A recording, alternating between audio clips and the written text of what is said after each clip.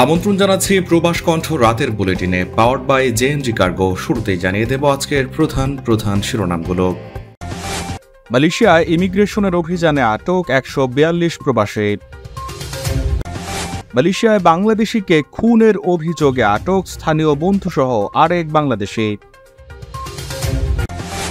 জুনে প্রবাসী আয় বেড়েছে 15.59%। এবং মালয়েশিয়ায় বাংলাদেশ আওয়ামী লীগের 75তম প্রতিষ্ঠাবার্ষিকী পালন।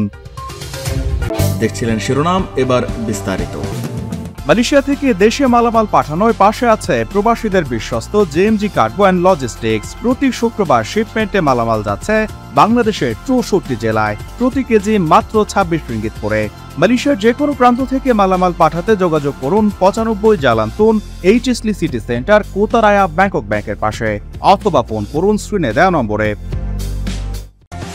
মালয়েশিয়ার ইমিগ্রেশন বিভাগ গত শুক্রবার থেকে 3 দিন ধরে নেগ্রি সেম্বিল্যান রাজ্যের কুয়ালা পিলাতে বিদেশিদের বসতি কেন্দ্রিক 34টি এলাকায় অভিযান চালিয়ে 142 জন অবৈধ অভিবাসীকে আটক করেছে।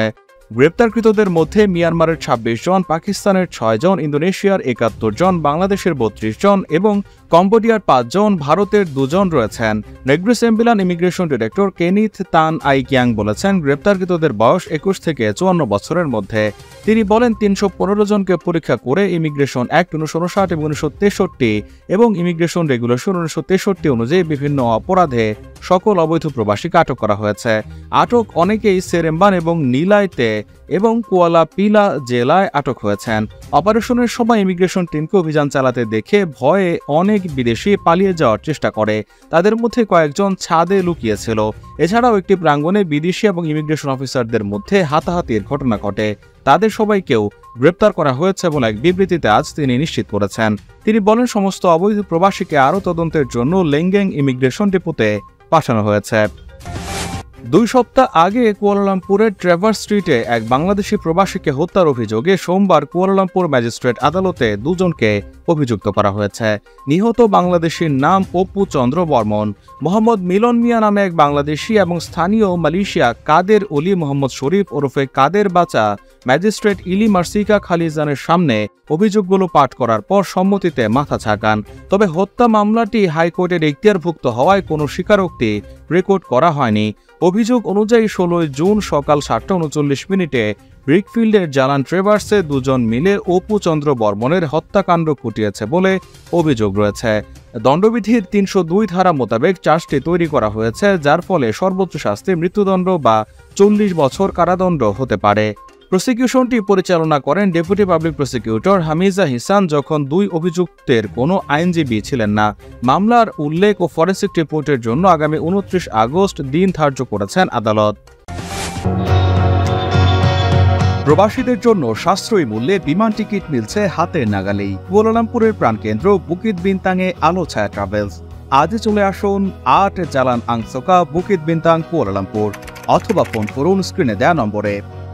আস্থা ও বিশ্বস্ততার মাধ্যমেই সেবা দেয় আমাদের লক্ষ্য।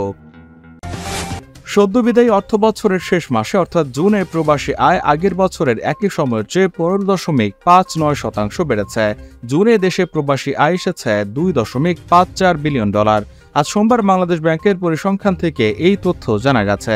বাংলাদেশ ব্যাংকের তথ্য অনুযায়ী গত বছরের একই সময়ে প্রবাসী আয় এসেছিল $2.19 বিলিয়ন।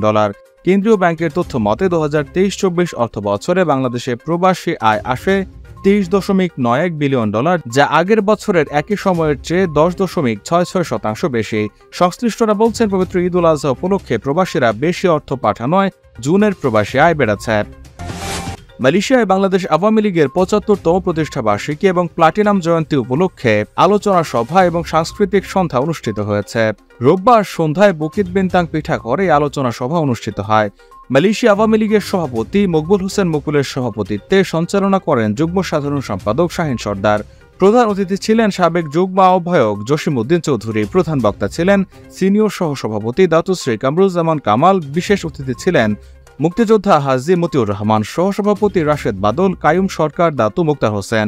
অনুষ্ঠানে বক্তব্য রাখেন এবং উপস্থিত ছিলেন এ কামাল হোসেন চৌধুরী, মোহাম্মদ হুমায়ুন কবির, মনিরুজ্জামান মনির, মামুনুর রশিদ, সাখাওয়াত হক Joseph, AR Mamun, Abdur Rauf Liton, Saiful Islam Siraj, BM Babul, Saeed সরকার, সাখাওয়াত হোসেন, প্রদীপ কুমার বিশ্বাস, AR আনোয়ার সহ আরও অনেকে। পবিত্র কোরআন থেকে তেলাওয়াতের মাধ্যমে অনুষ্ঠান শুরু হয়ে জাতীয় সঙ্গীত গাওয়া হয় এবং বঙ্গবন্ধুর পরিবারের সকল শহীদদের স্মরণে 1 মিনিট নীরবতা পালন করা হয়। পরে কেক কেটে বাংলাদেশ আওয়ামী লীগের 75তম প্রতিষ্ঠাবার্ষিকী পালন করা হয়। সবশেষে ছিল প্রবাসী শিল্পীদের অংশগ্রহণে মনোজ্ঞ সাংস্কৃতিক উৎসব।